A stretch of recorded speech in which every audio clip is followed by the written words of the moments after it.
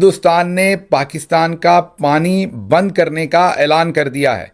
आप दूसरे लफ्जों में ये कह सकते हैं कि हिंदुस्तान पाकिस्तान के साथ जंग शुरू करने की हिकमत अमली बना चुका है और आज उसका बाज़ाब्ता तो नहीं, एक किस्म का ऐलान किया गया। पाकिस्तान के भी बड़े बड़े हिस्से गजा बनेंगे। अब रोना नहीं, बताया था तुम लोगों को, बहुत अच्छी तरह बताया था। आलमी सपोर्ट अब इनके पास आ चुकी। इनको इस वक्त इंडिया पर कोई प्रेशर दुनिया में किसी मुल्क की तरफ से नहीं है कि तुमने हाथ हौला रखना है। तमाम मुल्क बल्कि इनको सपोर्ट कर रहे हैं कि जाके मारो पाकिस्तान। कनेक्शन जो बन रहा है वो चीफ ऑफ आर्मी स्टाफ की इस किस्म की स्पीच के एकदम बाद होना और फिर वहां पे इंडियन जो हैं मर्दों को ये भी देखना कि सर्कमस्टाइज्ड हैं या नहीं है, कलमा पढ़ाना।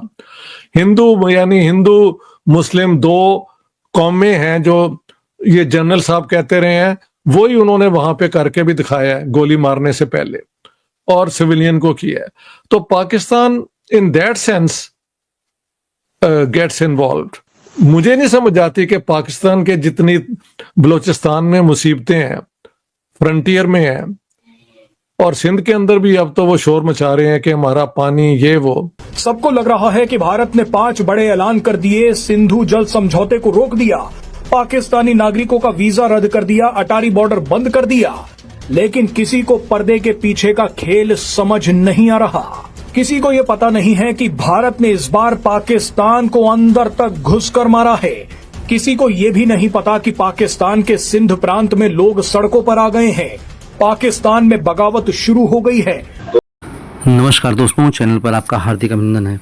दोस्तों, जम्मू एंड कश्मीर में हुए हृदय विदारक घटना में जो भी हमारे भाई शहीद हुए हैं, उनको हम विनम्र श्रद्धांजलि देते हैं और ईश्वर से प्रार्थना करते हैं कि उन पुण्य आत्माओं को अपने श्री चरणों में स्थान दे। दोस्तों, जो भी ये जघन्य अपराध किए हैं, जो इंसान के रूप में जो भेड़िए हैं, और उन्होंने जो ये अपराध को अंजाम दिया है, उनकी भी ज़िंदगी ज़्यादा इनकी बची नहीं है दोस्तों, क्योंकि इंडियन आर्मी उनको दुनिया के किसी भी कोने में छुपे हो चाहे क्यों ना हो, वहाँ से खींच कर मारेगी उनको, वहाँ से ढूंढ कर मारेगी उनको दोस्तों। अब दोस्तों, इंडिया ने अपने राफेल जेट्स और तीनों आर्मी को स्टैंड बाई पर रख दिया है पूरी प्रिपरेशन के साथ। तो इन कायर पाकिस्तानियों को अब डर सता रहा है कि इंडिया क्या करेगा, कितने लोगों को मारेगा, किस तरह से मारेगा। तो दोस्तों, आइए देखते हैं पाकिस्तानी कायर कह क्या रहे हैं। दोस्तों, इस दुख की घड़ी में हम सभी लोगों के साथ में हैं। जय हिंद। आलमी सपोर्ट अब इनके पास आ चुकी। इनको इस वक्त इंडिया पर कोई प्रेशर दुनिया में किसी मुल्क की तरफ से नहीं है कि तुमने हाथ हौला रखना है। तमाम मुल्क बल्कि इनको सपोर्ट कर रहे हैं कि जाके मारो पाकिस्तान को। लिहाजा वो जो इंटरनेशनल प्रेशर है, पाकिस्तान के पास भी इस वक्त कोई इंटरनेशनल लेवरेज नहीं है कि जिसको हम इस्तेमाल कर सकें इंडिया के खिलाफ। भारत ने हमारी बेसिकली शरक पकड़ ली है। यहां से पानी के ऊपर ही अगली लड़ाइयां होनी है मुस्तकबिल में। अगर कोई ये कहता जी कि सिंध ताश मुआहदा कोई अहमियत नहीं रखता, यही भारत और पाकिस्तान के दरमियान मेन चीज है। और अगली लड़ाई अगर हुई तो इसी चीज पर होगी, पानी के ऊपर, वरना डायरेक्ट और कन्फ्रंटेशन होती नजर नहीं आ रही। पाकिस्तान ये दिखाने की कोशिश कर रहा था कि हम डरे नहीं हैं, लेकिन असल में पूरा पाकिस्तान वेंटिलेटर पर पहुंच चुका है। भारत का हमला इस बार एलओसी के पास बैठे आतंकी कैंप्स पर नहीं था, बल्कि सीधा इस्लामाबाद में पाकिस्तानी सरकार, रावलपिंडी में पाकिस्तानी सेना और आम पाकिस्तानी लोगों पर था। पाकिस्तान यही मानकर बैठा था कि भारत सर्जिकल स्ट्राइक करेगा। पाकिस्तान चाहता भी यही था कि पूरा मामला सर्जिकल स्ट्राइक से ही रफा दफा हो जाए। भारत ने इस बार जो किया है वो सर्जिकल स्ट्राइक का भी बाप है। भारत अगर सर्जिकल स्ट्राइक या एयर स्ट्राइक कर देता तो उससे पाकिस्तान को कोई फर्क नहीं पड़ता। ज्यादा से ज्यादा पाकिस्तान के 300 से 400 आतंकी मारे जाते। पाकिस्तान जैसा देश फिर नए आतंकी पैदा कर देता। पाकिस्तान के जो मैं मीडिया में एनालिस्ट को देख रहा हूं, बहुत बड़ी तादाद अभी भी गुलाम, गद्दार, जाहिल, बेशरम, बेगैरत बैठे ये समझाने की कोशिश कर रहे हैं कौम को कि इंडिया कोई काइनेटिक ऑपरेशन नहीं करेगा, वो सिर्फ डिप्लोमेटिक प्रेशर डालेगा, वो शोर शराबा करेगा, मीडिया पे जंग होगी, इंफॉर्मेशन वॉर होगी, वो पाकिस्तान पे सैंक्शंस लगवाने की कोशिश करेगा, इसके अलावा कुछ भी नहीं होगा। ये सारे साइन बता रहे हैं कि किसी भी वक्त वो पाकिस्तान पर हमला करेगा। इस बात को बताने पर ये पागल कुत्तों की तरह भौंकने लगते हैं हमारे ऊपर कि जी आपने क्यों बताया कि मोदी हमला करने वाला। कितने अरसे से हम ये जो बात कर रहे हैं, मजाक ही मेरा इस बात पे उड़ाया जाता है कि जी ये तो गज़वा हिंद का इंतजार कर रहे हैं। इन्होंने यूनिलैटरली एकतरफा तौर पर कश्मीर को जम कर लिया।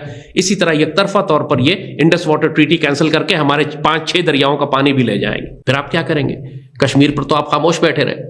जब आपके 6 दरियाओं का पानी भारत ले जाएगा, जो कि उसने डैम बना लिए और 100% पानी रोक सकता है आपका, तो फिर आप क्या करेंगे? जंग तो फिर भी आपको करनी पड़ेगी। अब इंतजार करो, अब तुम्हारी बारी आने वाली है। अब शोर शराबा नहीं करना। पाकिस्तान की तो 60-70% आबादी इंडियन बॉर्डर के साथ साथ रहती है, सिंध से लेकर गिलगित बल्तिस्तान तक।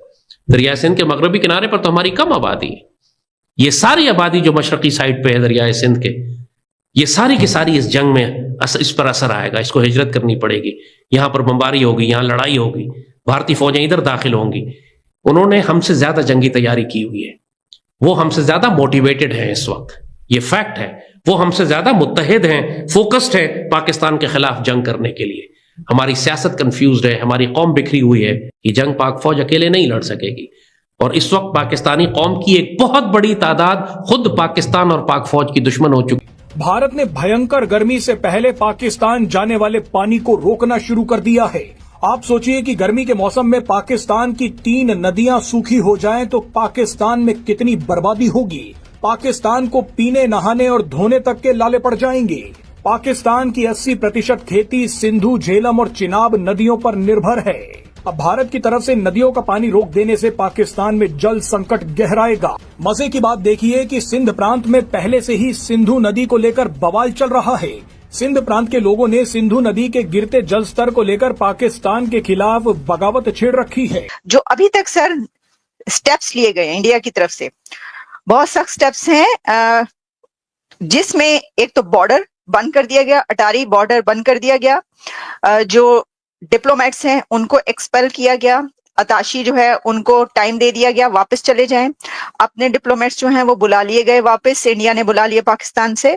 और साथ में जो वीजास पर थे उनके वीजास कैंसिल कर दिए गए। उनको अगले चंद घंटों का टाइम दे दिया गया कि निकल जाओ भारत से, जितने भी पाकिस्तानी थे।